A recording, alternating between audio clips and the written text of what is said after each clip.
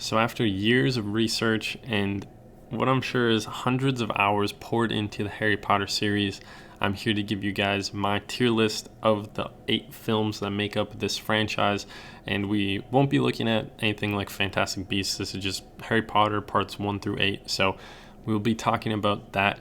And as far as like my recent viewing of this goes, I actually just finished the last one last night, and then I think we started watching the series once again for like our most recent viewing early last week. So it's all fresh in my head, and when I went into it, I kind of, I had the idea of doing this video at the end. So I've been paying attention to things that will kind of, I've been looking out for things to give reason to why I want to place everything everywhere. I've been trying to keep an eye on those and like watched it with the intention of ranking them. So I do already kind of have an idea of where I want to put everything, but stuff may shuffle as we go on, and maybe I stumble myself into a new explanation or some findings. But that being said, they are in chronological order. We have Sorcerer's Stone, and then goes on to Deathly Hallows Part 2 at the very end. So to start things off, like I said, we have Sorcerer's Stone, and I'm going to place it in the B category. I think I stacked things up earlier, and this is kind of where I want it to go. And, hear me out for my explanations, please. I'll also resize this. We'll have to resize it a bit as the rows expand for the images. But anyway, I want to place it in the B tier just because, I think it's a really good movie. I think it's a really good introduction to the series.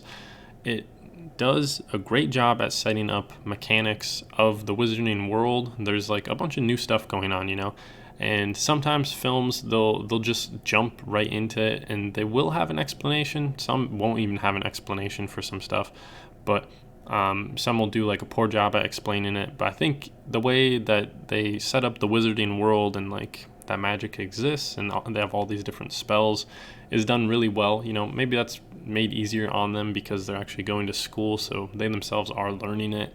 But just how this one's structured, it does a really good job at introducing the wizarding world and the characters.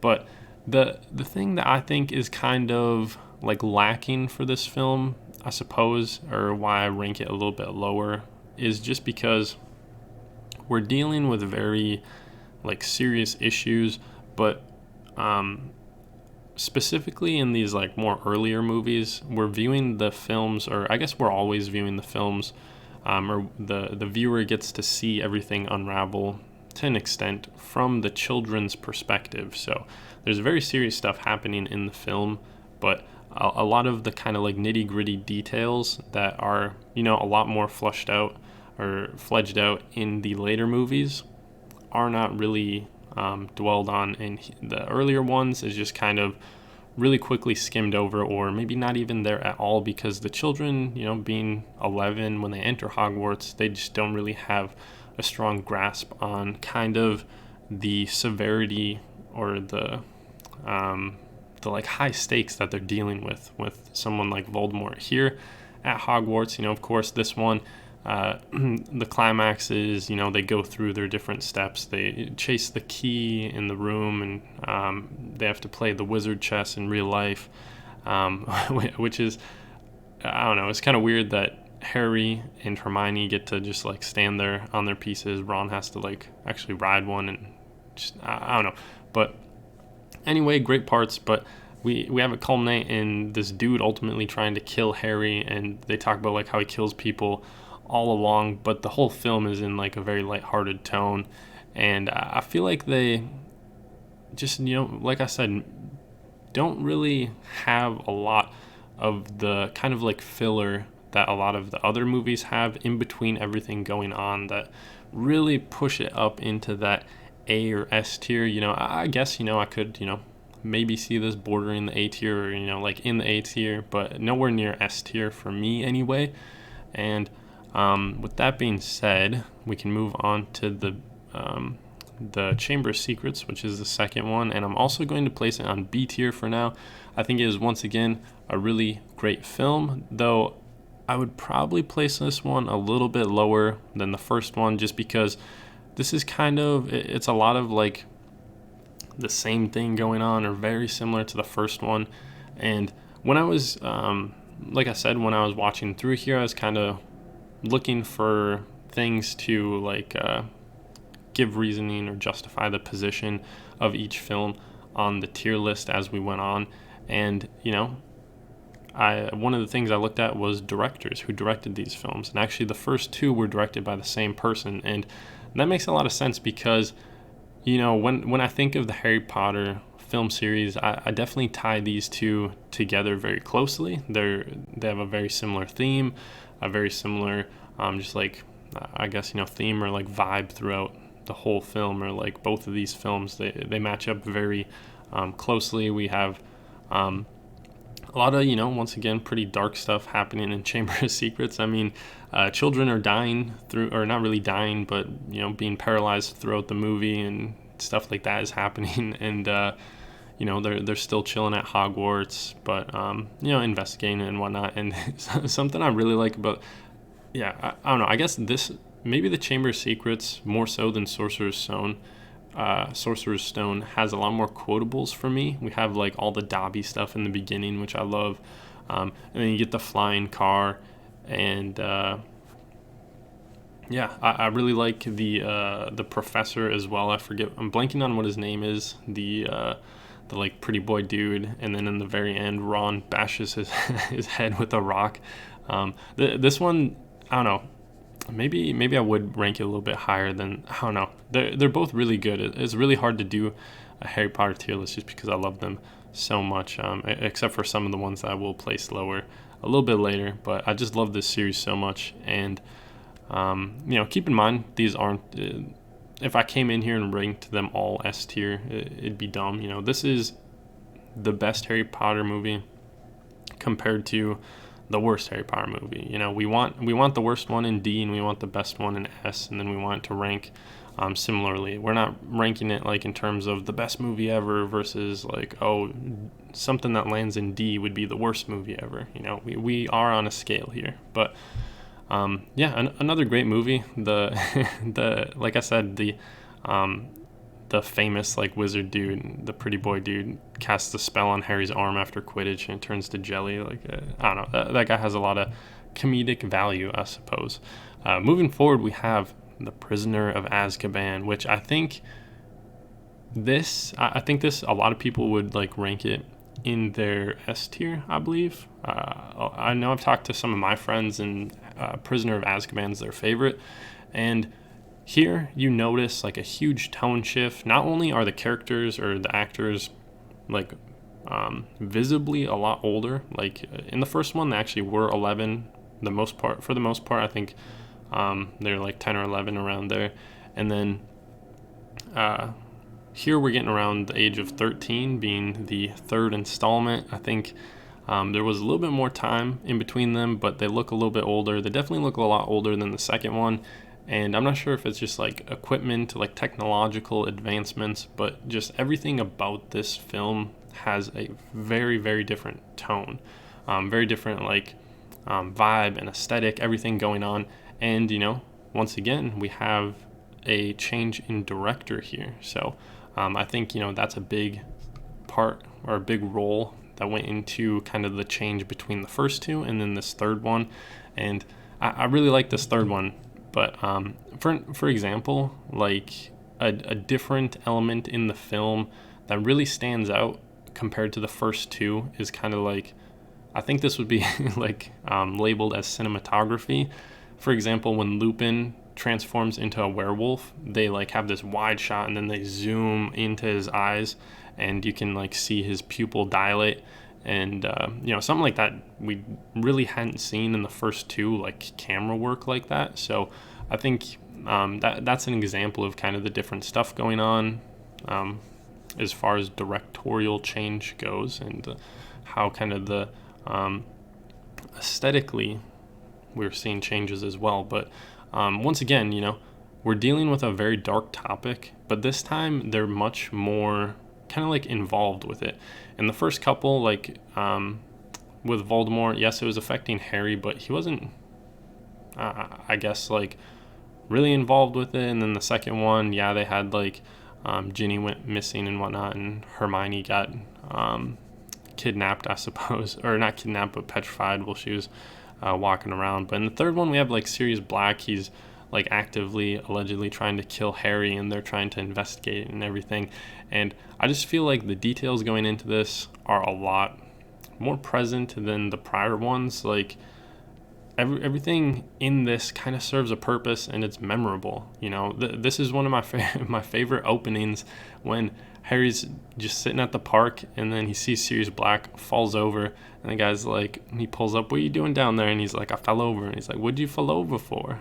And just like that interaction with the like Big Ben bus is so funny, and they're driving, like a great opening to the Harry Potter films. You know, they all kind of have their own openings leading up to their eventual return to Hogwarts, and I think this is a really good one. I really do enjoy this one.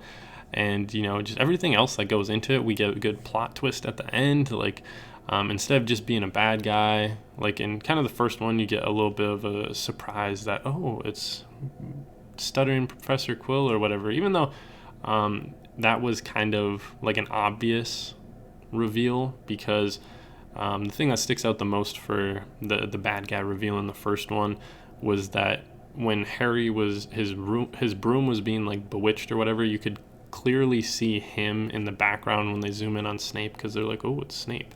You could clearly see him doing it. So I felt like that was a little bit more obvious. But, you know, once again, they start off as like little kids films, and then the very end, you know, Voldemort and Nagini are walking through a room full of blood. Like the franchise definitely evolves, or the franchise ages with the people who the first film was made for. So I think that's a really cool part about this. But yeah, nonetheless, I could talk about Prisoner of Azkaban and Goblet of Fire all day, but I think it's a solid, great movie. But for S tier, I would put Goblet of Fire. I just think everything going on in this one is so interesting. It's got a lot of like really aesthetically interesting things going on with sorry, I'm trying to mess with the screen. I'm sure you guys can see that, but I think it has a lot of like aesthetically interesting things going on, as well as the new kind of like the issue or the conflict in the film is something very interesting, something that we haven't really dealt with thus far in the series. You know, up to this point, we've kind of gotten like, oh, yeah, bad guy, we got killed a bad guy. Second one, it's like, ooh, you know, a little bit of investigative stuff to find the bad guy, who's, you know, still the same bad guy. Third one, it's like, oh, we got a new bad guy, and he turns out it's not the actual bad guy. The bad guy is still the same bad guy. But then the fourth one, it's really interesting because we have the Triwizard Tournament. So this is, you know, Voldemort's still there, and obviously, you know, he makes his debut bigger and badder than ever at the very end. But up until then, we have like a huge, you know, kind of focus of the film as Harry, Cedric, and then Fleur and Victor Crumb go through the Triwizard Tournament. We have all these like really entertaining kind of like focal points of the film. I think those are really cool. I really enjoyed like the dragon chase. I thought that was cool.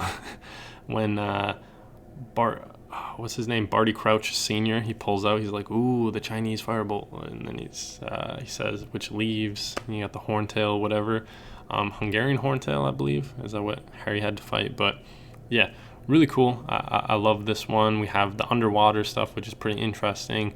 Once again, we get a lot of like quotables, kind of like I suppose you could say like meme moments, but I don't know, as far as that goes, I'd say maybe the third one, just because of like all the intro stuff.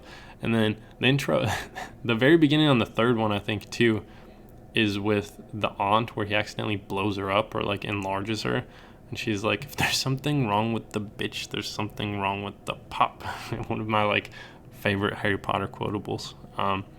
But yeah, great films. I really like the switch up in this one. You know, aesthetically, you know, we get another director change, though directorial change. We get a new guy to the franchise, different from the third one, though I think this and the third one are very similar. Maybe, he went into it and kind of tried to approach it the same way the third director did. I forget, like it's Alfonso something maybe for the third one, and then I got no idea who did the fourth, but in my mind they did a great job. But obviously they had great source material. Like, this is just a very interesting plot for their year at Hogwarts. And then we have the maze at the very end. We get Cedric Diggory, just a lot of very interesting stuff going on, and I really enjoy this film. If I was gonna just like go and watch any one out of the series, it'd probably be Goblet of Fire, just because I enjoy this one so much. And then Prisoner of Azkaban also, just my top two ranked ones. And then I think the very last one's another good one that you can just kind of like watch randomly, because it has so much going on. But moving forward, we have the fifth film in the franchise. This is The Order of the Phoenix. And I think Order of the Phoenix isn't really a bad one, but it's far, far from being great. I'd probably have to put it C. It has a really interesting villain. We have Dumbledore kind of gets kicked out by the Ministry of Magic, and we get Dolores Umbridge, of course, and she's very evil, kind of irritating though. And then this is also the one where they train in the Room of Requirement, which is interesting. We get the whole like Cho romance going on, but for a large part of it, there's really just not a whole lot that is maybe as memorable as the others. This one might end up getting moved up a notch, even though it's hard. Maybe we needed another row in this. This is just like somebody else's tier list that they made, but there's just really not like it's by no means a terrible one. But yeah, next up we have this is, I think, my least favorite, Harry Potter, the Half-Blood Prince. We see the return of an old professor. I'm trying to think of what his name is, like Slughorn or something. He's in the rest of the series after they go and drag him out of hiding. And there's definitely some interesting stuff going on in this one. But as far as Harry Potter films go, I think this one, it does a good job at kind of like all the in-between stuff. But I think that they're missing out on kind of like the main conflict of the film just isn't there. Or let me rephrase that. There definitely is a main conflict of the film, but it's just not as interesting as a lot of the other ones. This one is we have actually, I'm trying to think of what the main conflict actually is. We have Harry's trying to figure out Slughorn's memory, or like get a memory from him, so they can figure out what he taught Voldemort way back in the day, which is actually the reveal of the Horcruxes. And at the very end of the climax of the film, we figure out we get the Horcruxes or whatever, and then Harry goes with Dumbledore to get one, but upon their arrival back, they're actually betrayed, sort of, by Snape. And this one does actually end with Dumbledore's death, which is probably the most memorable thing from this film. But to go back to the point where I talked about how it has a lot of the good in-between stuff, like things like when they go to the party at Slughorn's, there's some funny stuff where like Harry's hiding behind a curtain and he gives a dude some shellfish or something and he throws up. Like I think that's kind of funny. We also have, I believe this is the one where, this is definitely the one where the girl gives Ron the love potion, and we have that whole like fiasco going on. But I don't know, man. Other than really the climax where they go hunt down the Horcrux and then Dumbledore dies, there's just not a whole lot that is really interesting to me. Like, they do have kind of a lot of big developments, but once again, sorry about the background noise. Once again, though, that is kind of just centered around Dumbledore's death. So for me, I gotta put it low. I gotta go D. And then next up we have Deathly Hallows Part 1, which going into this, I was kind of like, I already kind of knew Goblet. I definitely knew Goblet of Fire was my favorite. It's always been my favorite. But going into it, I was kind of wondering, what's my least favorite Harry Potter movie? And this whole like midsection is, I don't know, it definitely takes a dip. 5, 6, and 7, I've all got placed really low. But I'll also mention, important to note, this like latter section, this second half of the franchise was actually all directed by the same dude called David Yates. I think he did some like Fast and Furious stuff, but yeah, you can definitely see kind of like a similar tone. I think one of the things that he kind of brings to the table with a lot of these films, especially like the 5th and the 6th, I think he definitely gets a lot better in the 7th and the 8th, or maybe that's just because it's a lot darker of a tone for the film or the films. But something that he brings to the table in the 5th and 6th, or he changes, I suppose, is the like comedy that's going on. They're not like comedy films, but there's obviously a lot of like comedic moments in them to lessen the tension, or brighten things up a little bit. But I think that just maybe he's not as funny of a dude, or the writers were a little bit off for these ones, but I just think they're kind of missing. I think the script work was a lot better in some of the earlier ones, like the 3rd and the 4th, which makes them so much better. I didn't look at any of the writers and stuff like that. I just looked at the directors, so very surface level. But there is definitely a tone change between the first half of the series, specifically like the 3rd and 4th, into the rest of the series. And yeah, I'd probably place this one C tier. Rewatching it though, the other night, I went into it and I was like, I remember this one. They're kind of like wandering around the whole time, and it's kind of boring. But rewatching it, I was like, this actually isn't as bad as I remember. I think they start off. I think this is the one where they start off transporting Harry to the Weasleys, and I think that's really interesting. It's a really cool, or you get a really cool view of everything going on or like, I don't know. I always kind of liked seeing them interact with the Muggles, and you get a lot of like Muggle footage here as they try to escape from Harry's, or like his uncle and aunts, to the Weasleys. There's a lot of like footage of that. And then let's see, they get there, and then they have the wedding there, which I always thought was kind of dumb. Like, why have a wedding? I don't know. But we have Hedwig's death, and then after that they run off, and I think the part with the Polyjuice Potion where they go into Gringotts, or no, Polyjuice Potion, and then they go into the Ministry of Magic. I'm forgetting if that's the 7th or the 8th one, but anyway, a big portion of this, they're kind of like just out wandering around. And something I really don't like about that is Ron kind of does what he did in the 4th one again, which, in the 4th film, it was kind of short, where he has this like just pure hatred for Harry. He does this once again. It's brought on by him having to carry the Horcrux, but just, oh man, it's so annoying. And I remember it being a lot longer than it was, where we had to deal with this, but that's just because maybe they're like taking jabs at each other the whole film, and like that's really annoying. But I don't know. I was watching the deleted scenes also, and they cut out a lot of scenes from this film that actually added a lot of value to it. Specifically, they cut out a bunch from the very start of the movie.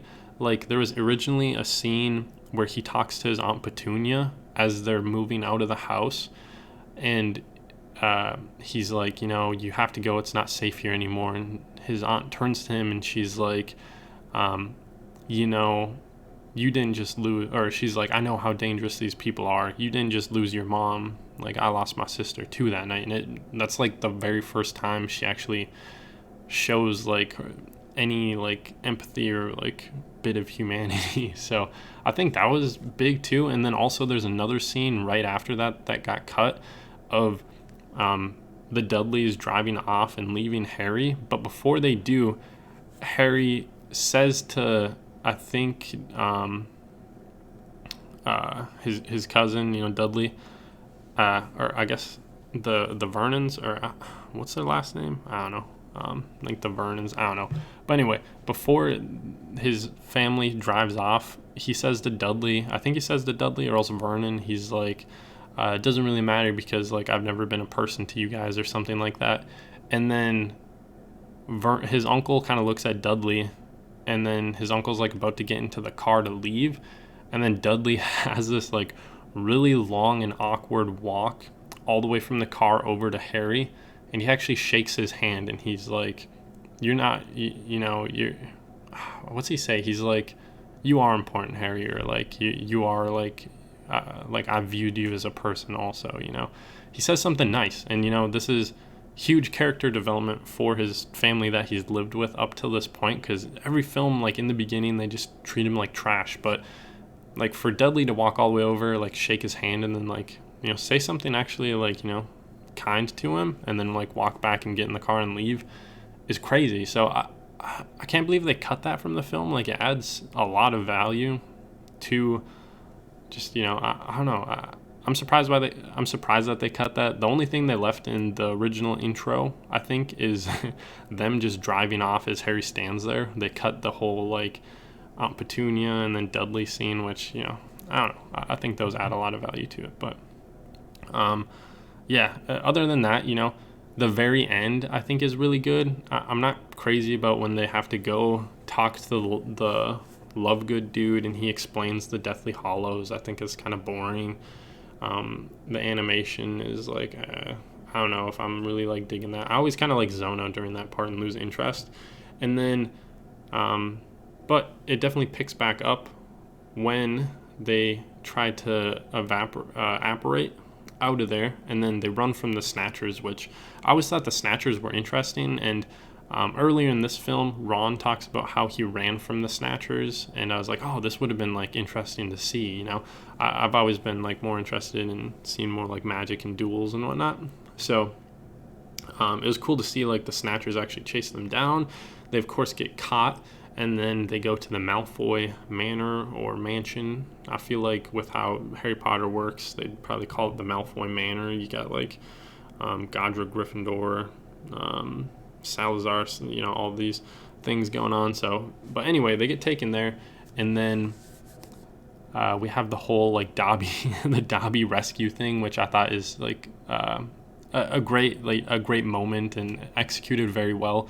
Like, it's funny when it's just like dead silence, and then you hear like twisting of like a bolt, and then they look up and Dobby's just sitting there and he continues to keep twisting it. It's like a great moment. And then also to call back to earlier in this film, Dobby and Creature go help capture like Humongous or whatever his name was, something Mungus, I forget. But when Dobby comes back for that, I thought that was like funny and cute. I always enjoyed Dobby. Like in the second one too, I think he added a lot of value in the intro. Harry Potter must not return, all that stuff. But yeah, there are a lot of great parts in this film, but more so than a lot of the other ones, there are a lot of parts that are just kind of like dragging out and just like really slow and just kind of like I don't know.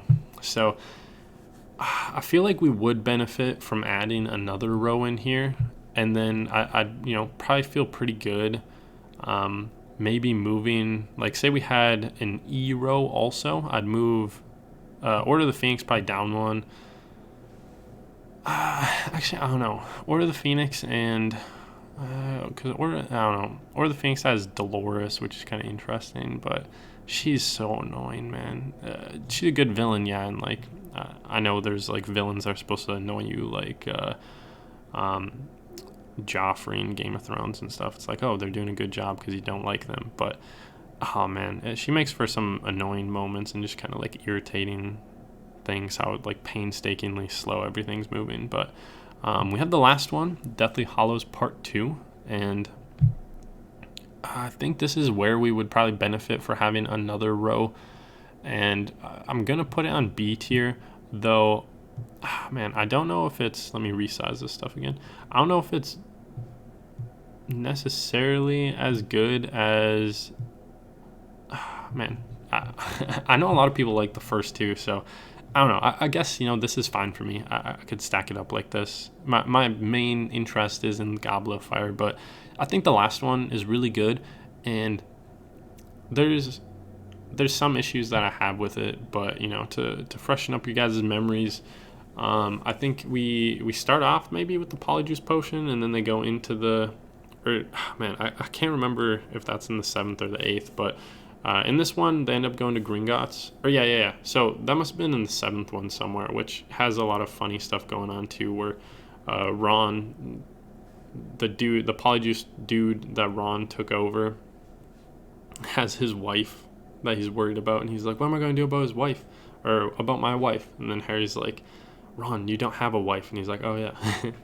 But anyway, for the 8th one, it starts off, they escape from the Malfoy Manor, that had already ended, but they talk to the goblin dude. They end up going to Gringotts, and then after they get to Gringotts, they escape on a dragon after he ultimately betrays them.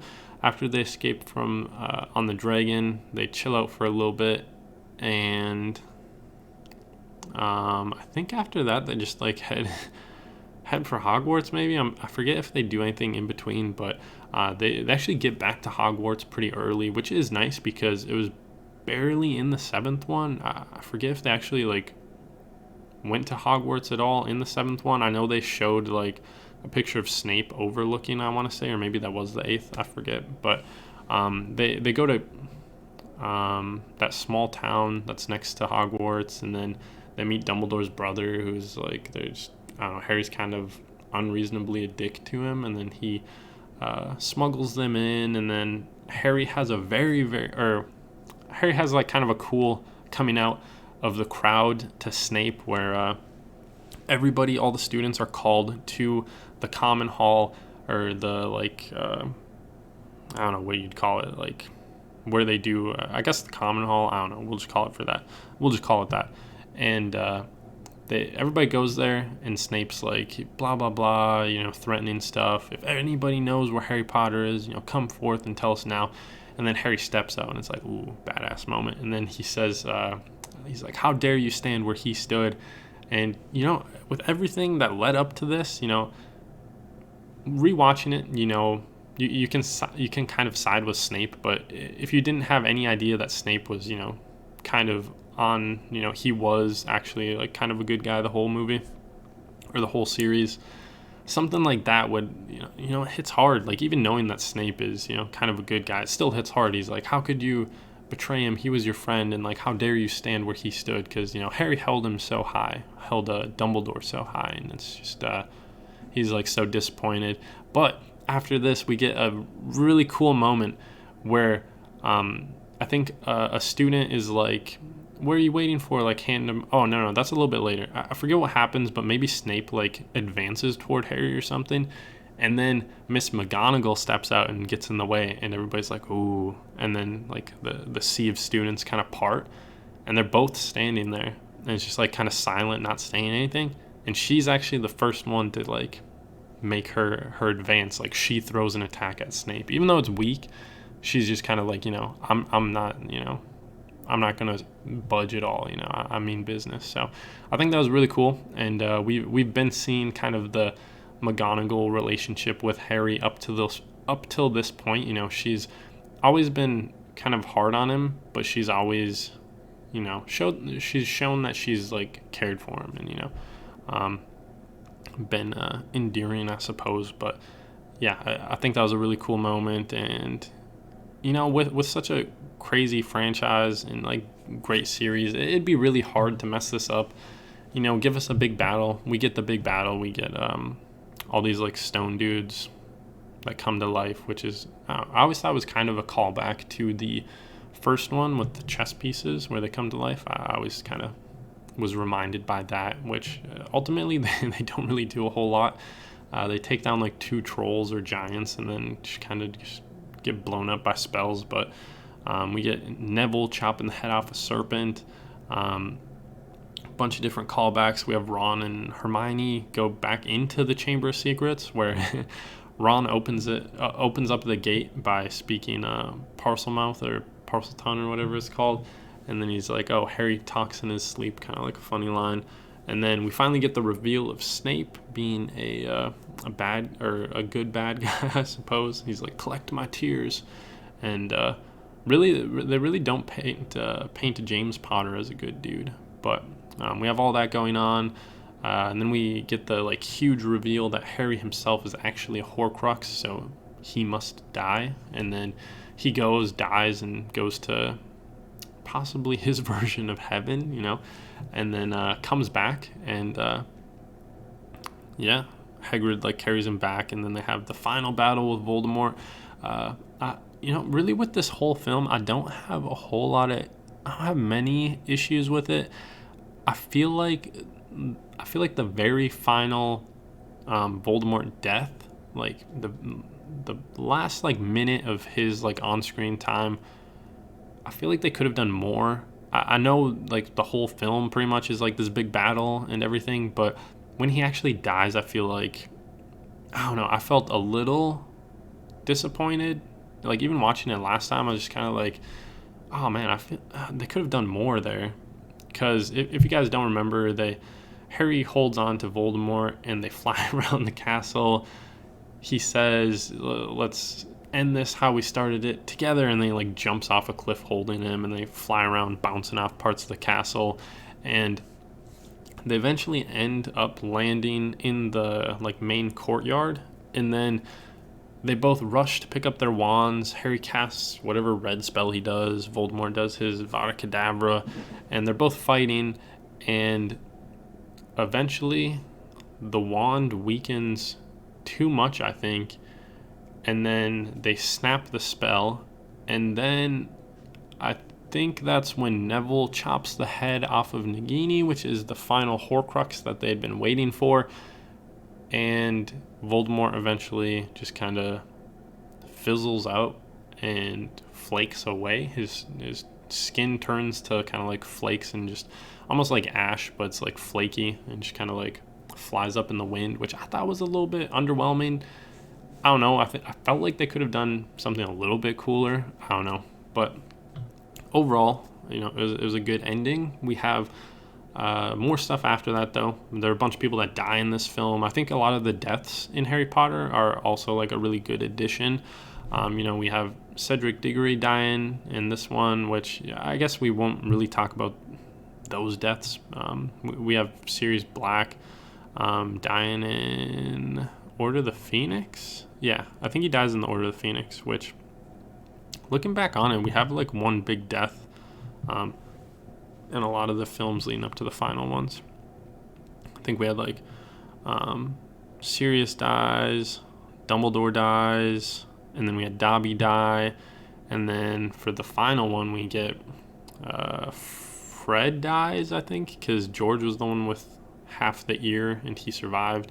We also get, pretty sad, we get Professor Lupin or Remus, and then also his wife Tonks. I don't know what her name is. I guess I just call her Tonks. She died. Mad-Eye Moody died, I think, in the beginning of the 7th one, which was an off-screen death.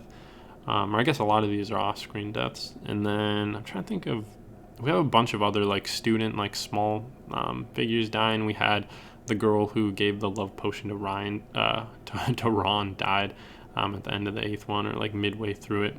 There's that like weird looking werewolf dude sucking her blood. But anyway, yeah, I guess I could talk Harry Potter all day, but this is kind of where I would have it be. I think, maybe we'd be a little bit benefited a little bit by another level, but for the most part, I think this stacks up good. We have, our little bell curve there, or as much of a bell curve as you can get with 8 movies and 5 different rows.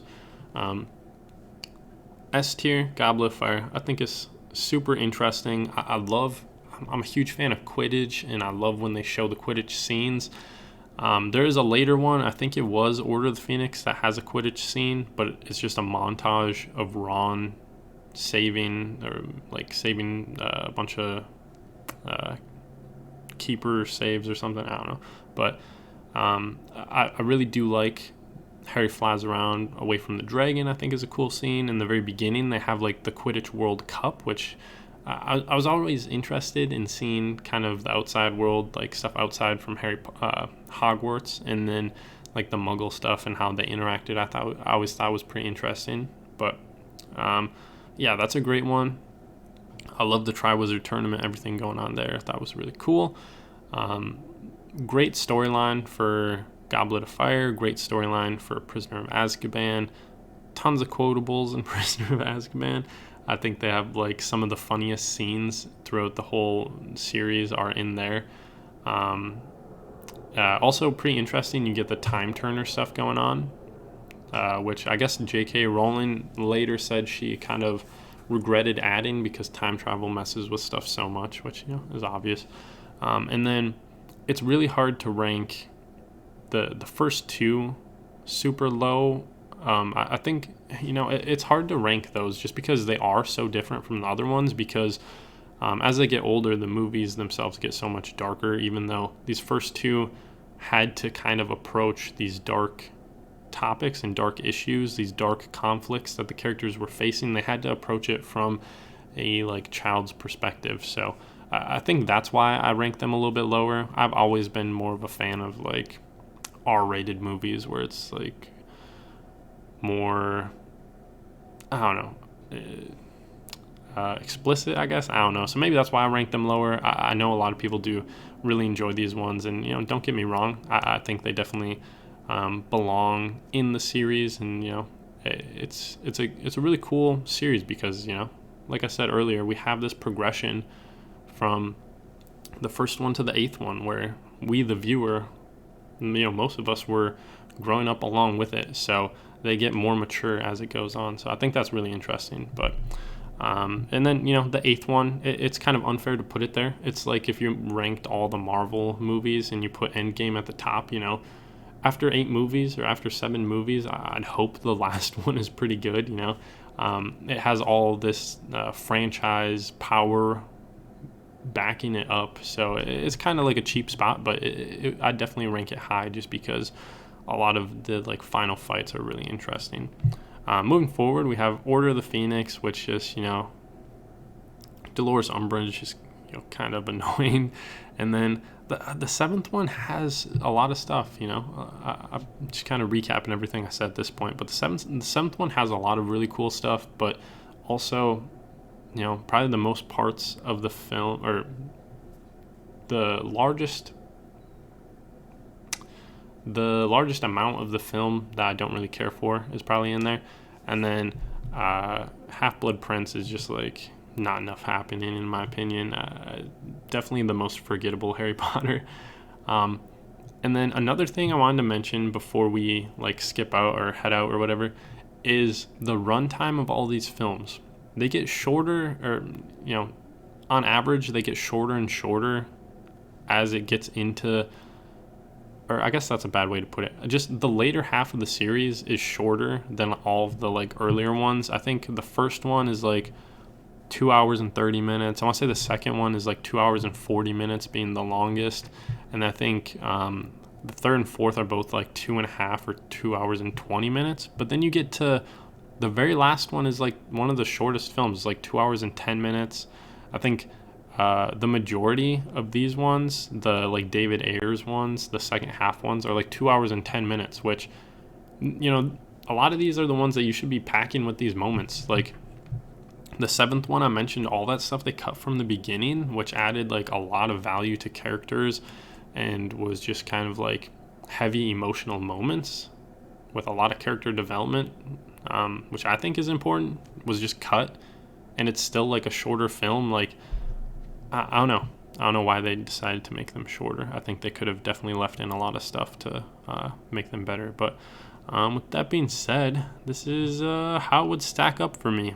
I'm a little, like I said, iffy about B and C rows, just because, I think we would benefit from an extra row where we could kind of get it even more dialed in. Maybe at that point I would maybe move Chamber Secrets down to E, maybe move the 7th one up to E. I'm not sure.